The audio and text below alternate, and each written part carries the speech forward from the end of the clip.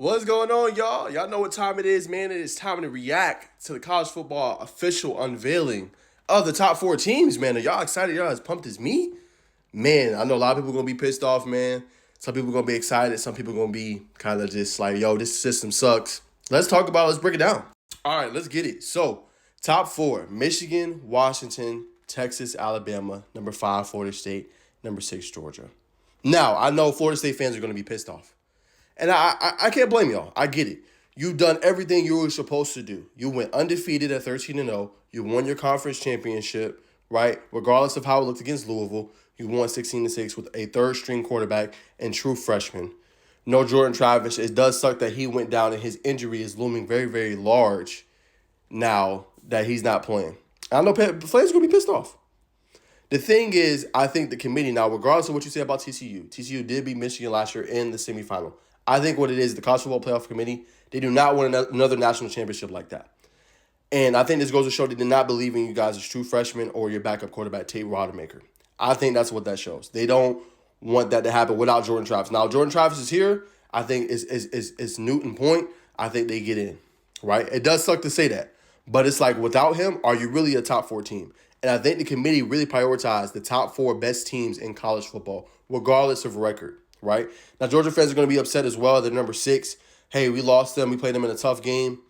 It is tough. But you see the value that they put on the conference championship. You've seen it with Michigan. You've seen it with the Pac-12 with Washington. You've seen it in the Big 12 with Texas, and obviously the SEC with Alabama. So you losing to them and them winning the SEC championship, you know, that tells you there right there. A lot of people are going to be like, man, the 12-team playoff should have been this year.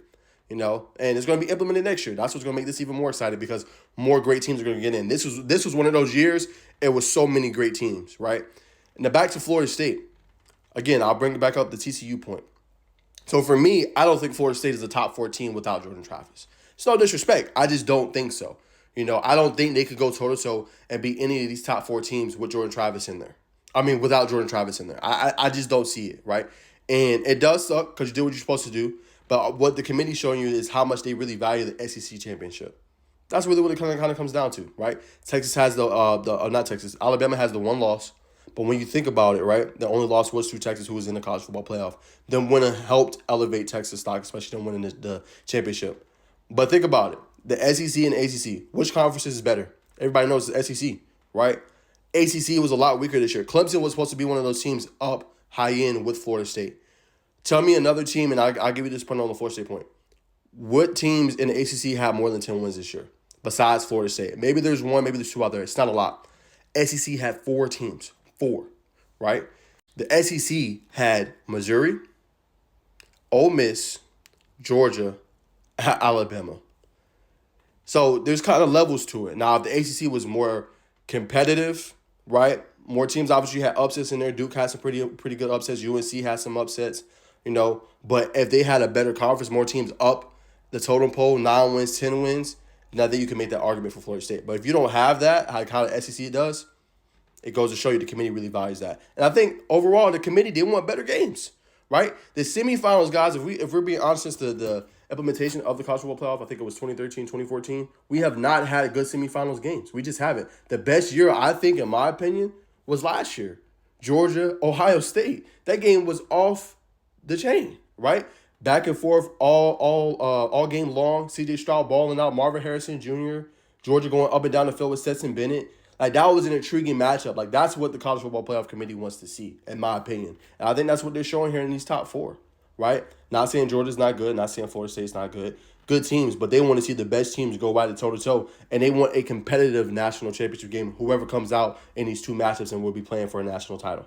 Now, the good thing you have going forward is you're going to have that sour taste in your mouth if you're Florida State, if you're Georgia, right? And you're going to have next year to be able to come back. And next year you're going to have 12 teams now, which makes it even better. It is going to take a little bit off those matchups early on, right? Those big SEC matchups, especially next year being no divisions, right?